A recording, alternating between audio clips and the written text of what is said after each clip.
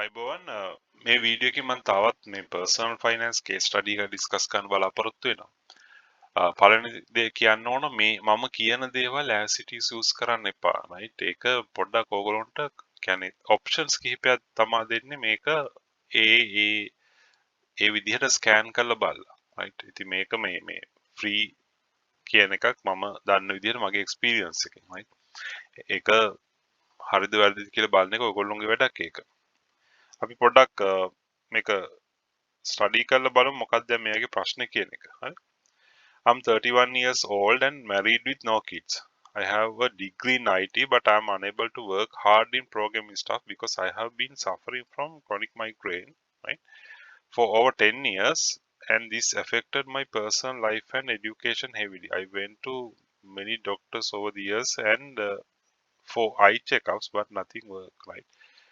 එතකොට මෙයාට මේ මයිග්‍රේන් මම හිතන්නේ මයිග්‍රේන් එක තමයි රයිට් ඒ ලෙඩේ තියෙනවා රයිට් ඒ ලෙඩේ හින්දා ගොඩක් වැඩ කරන්න බෑ ඉතින් එයා එතන ඒක සෆර් කරනවා රයිට් මේ IT ඩිග්‍රියක් තියෙන කෙනෙක් I'm working as a web designer at the moment and my take home salary is 8,000.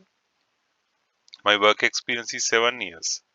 I know by 35 plus years of age I will be unable to find a good job. I'm open and looking for career path change as well. My initial plan was to save as much as I can, then put on FTs and start a small business such as restaurant. But with the new rates of 2000 from 2020, I think I won't be able to do it. Right?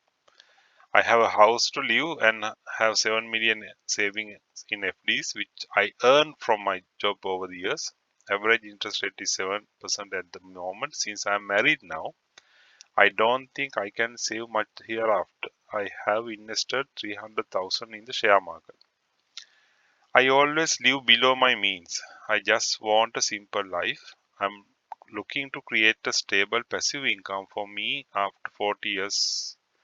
Again, using the money I have. Do you have any advice for me? All right, thank you very much.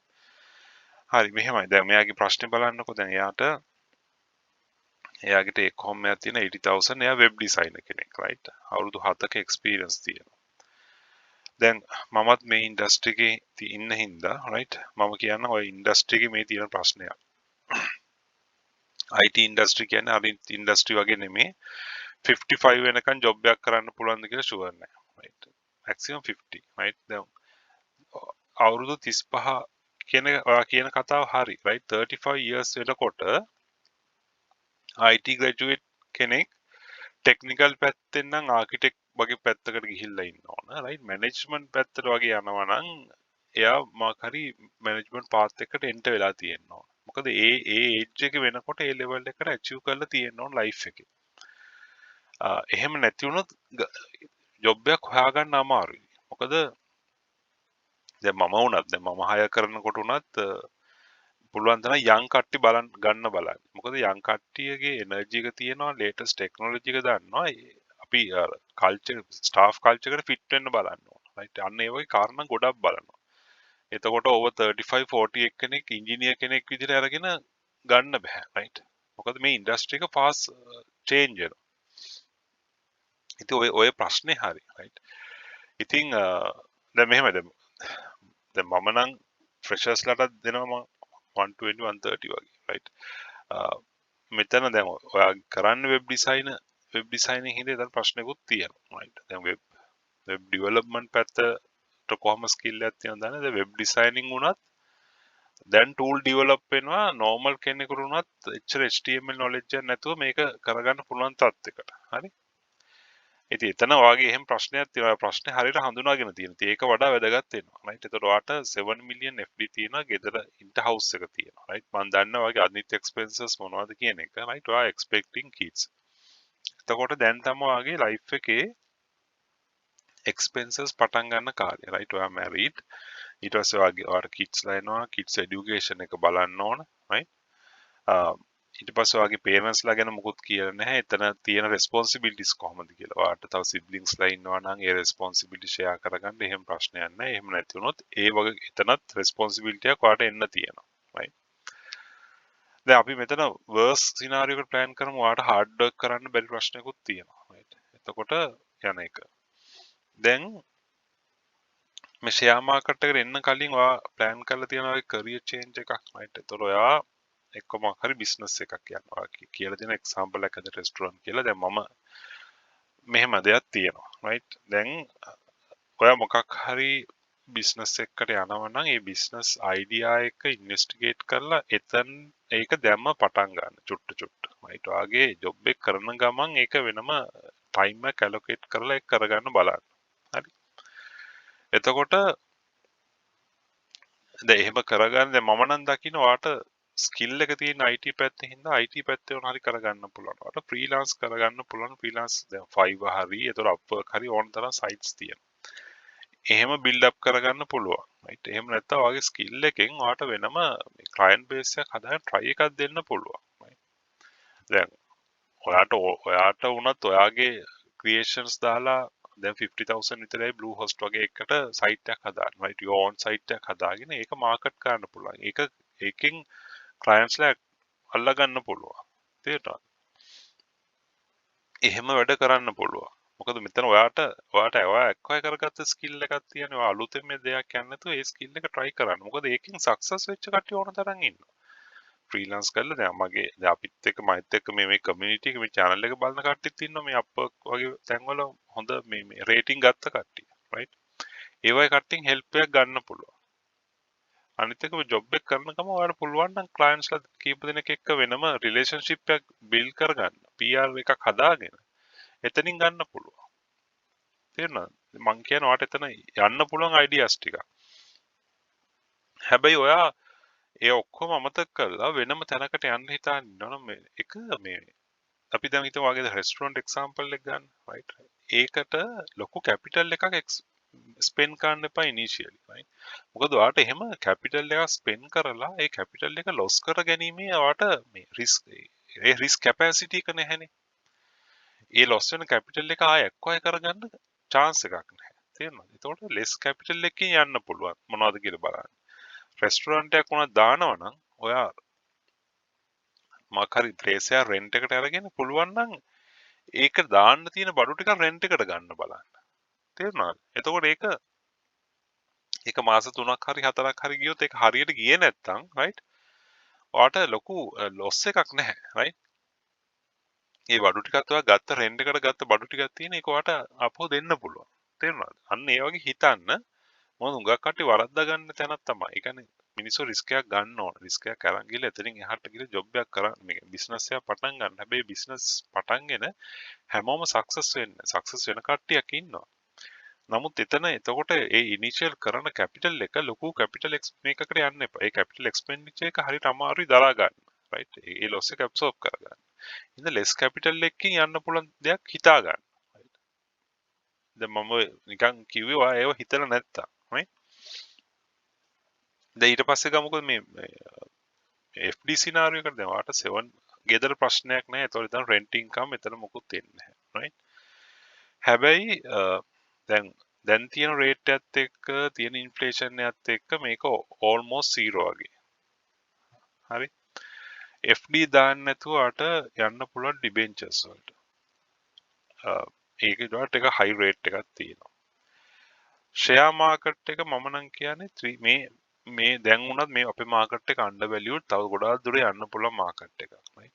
300 නෙමෙයි ඔයාට පුළුවන් නම් මේ තියෙන තත්ත්වය මේ තියෙන සල්ලි වලින් ඔය 7 මිලියන් වලින් 1 මිලියන් 1.5 මිලියන් වලට වගේ වැඩි කරගන්න බලන්න මේ වෙලාවේ. ඒතකොට ගන්න හොඳ ෂෙයාර්ස් ටික ලොන් ටර්ම් වැලියු එකක් තියෙන ඩිවිඩන්ඩ් පේ කරන. right. දැන් මම කියනවා ෂෙයා කම්පනීස් ටිකක් හැබැයි ඒකක්වත් මේ ඉමීඩියට්ලි ගන්න යන්න එපා right. මොකද දැන් LB ෆිනන්ස් උනත් දැන් ගන්න යන්න එපා. XD ඩේට් එකෙන් පස්සේ මාකට් කරෙක්ෂන් එක ආවට පස්සේ ඊළඟ ඩිවිඩන්ඩ් එක බලන්න ගන්න. තේරුණාද? CWM එක වුණත් හොඳ ඩිවිඩන්ඩ් පේ කරන තත්ත්වයක තියෙන කම්පනි එකක්. ඒ වගේ තව ගොඩාක් තියෙනවා. දැන් මම අර ඩිවිඩන්ඩ් වීඩියෝ එකක් කරලා තියෙනවා right. ඒ වගේ තියෙනවා. වැඩි ඇප්‍රීෂিয়েට් වෙච්ච නැති අන්ඩර් වැලියුඩ් ඩිවිඩන්ඩ් පේ කරන්න පුළුවන් කම්පනීස් ටිකක් ගන්න. අපේ බැංක් සෙක්ටර් එක උනොත් හොඳයි. right. අන්න ඒ වගේ ටික සිලෙක්ට් කරගන්න ඔයාන්න මම නම් කියන්නේ මේ 1 මිලියන් 1.5 වගේ වෙනකන් වැඩි කරගත්තට කමක් නැහැ. පීක් එහෙම කියලා පීක් වෙච්ච ඒවා ගන්න යන්න එපා. ඔයා හිර වෙයි. රයිට්? වැඩි මූව් වෙච්ච නැති මම ඒ වීඩියෝස් දෙකක් කරලා තියෙනවා. වීඩියෝස් දෙකම බලන්න. රයිට්? ඒතර ඒක තියාගන්න. තේරුණාද? එතන ඒක බිල් කරගන්න පුළුවන් ඔයාට. මොකද ඔයාට ඔයාගේ ප්‍රොපෝෂන් එකෙන් ගත්තොත් 7 million in FD 300 in equity කියන්නේ ඒ ප්‍රොපෝෂන් එක හරිම ඒක බැලන්ස් නැහැ. මම නම් ඕක 50-50 වත් තියාගන්න. මගේ ඇත්ත 50 නෙමෙයි. දැන් මම පර්සනල් දැන් මේක 90% වගේ ඉක්විටි වලට ගිහිලා තියෙනවා. 10% විතරයි කැෂ් තියාගෙන ඉන්නේ. හදිස්සියකට මොන හරි දෙයකට වුණොත් එහෙම කියලා. එහෙම ඇත්තට නෑ මගේ. නමුත් ඔයා එච්චර යන්න ඕනේ නැහැ. ඔයා තාම අලුත් හින්දා මේක පටන් ගන්න හින්දා. නමුත් 300 ටික පොඩ්ඩක් වැඩි කරගන්න මේ වෙලාවේ. උගා කලින් වැඩි කරගන්න තිබ්බනම් වඩා හොඳයි. නමුත් මේ මාකට් එක තව මම කලින් කියනවා වගේ අපේ මාකට් එක අන්ඩර් වැලියුඩ්. හැබැයි ඒක අර මම කලින් වීඩියෝ එක කරා වගේ ඒක එකපාර දාන්න එපා. ටික ටික බලන්න. යන විදිහ බල බල තමයි මේවා කරන්න ඕන. තේරුණාද? ගවර්න්මන්ට් එකේ මේ ඉකොනොමි එක බිල්ඩ් වෙන විදිහත් එක්ක.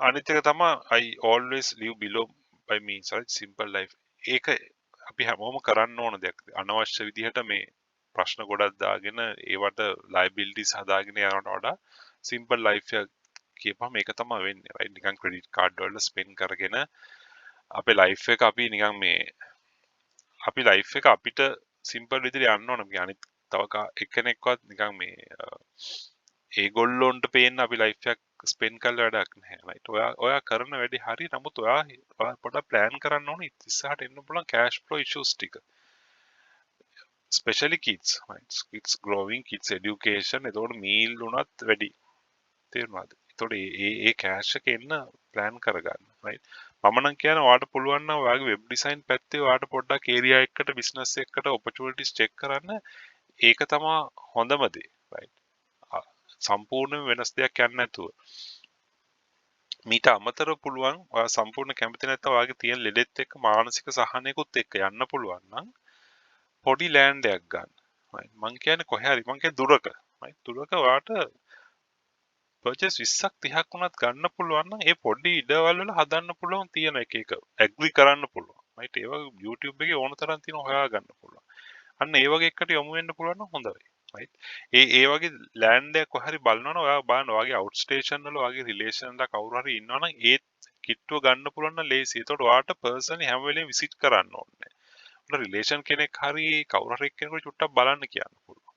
තේරුණාද? මේවා එක එක ඔප්ෂන් එක. එහෙම නැත්නම් ඔයාලට පුළුවන් පැසිව් ඉන්කම් එකක් ගන්න පුළුවන් විදිහට රියල් ස්ටේට් ප්‍රොපර්ටි වල දාන්න. කියන්නේ ඔයාගේ සල්ලි තියෙන විදිහට මේ සිටි එකේ ගන්න බෑ ගොඩක් ඈත. පොඩි කියන්නේ තව අවුරුදු 10ක් 15ක් වගේ යන්න පුළුවන් පරණ ගෙයක් එක්ක ගන්න පුළුවන්. අදට උන ලක්ෂ 30කට ඒවයි ගන්න පුළුවන් තැන් තියෙන පුංචි තැන්. right ඒකෙන් ඒක රෙන්ට් අවුට් කරලා ඔයාට යන්න පුළුවන්. එතකොට ඔයාලා 10 years 15 years විතර එනකොට ඔයාට රෙන්ට් අවුට් එකක් එනවා. ඊට පස්සේ ඒකේ ලෑන්ඩ් ඇප්‍රීසියේෂන් එකකුත් එනවා. පස්සේ ඔයාට කෑෂ් කරගන්න පුළුවන්. තේරුණාද? මම මේ කියන්නේ ඕවරෝල් අයිඩියාස් ටිකක්. මට හරියටම පර්සනලි දන්නේ නැතුව අපිට එහෙම කියන්න බෑ. නමුත් මේ මම හිතනවා ඔය දුන්න අයිඩියාස් වලින් යම්කිසි ඔප්ෂන්ස් කිහිපයකට යන්න පුළුවන් කියන එක. හරි? බොහොම ස්තුතියි.